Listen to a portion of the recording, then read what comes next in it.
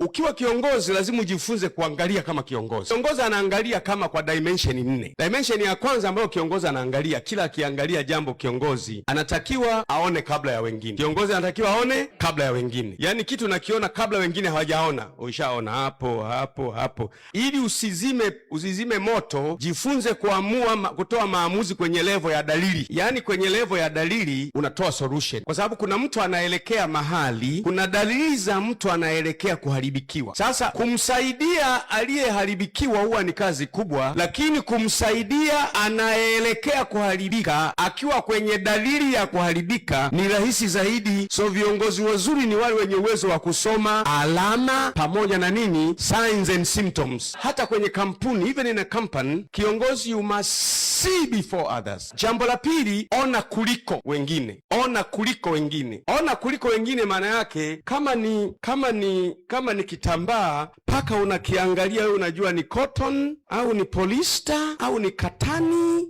Wengine wanasema tu kitambaa, wengine wanasema tu kitambaa cheupe, lakini kiongozi anaona ni kitambaa ndio, ila ni cotton au ni polyester au ni katani au ni nylon.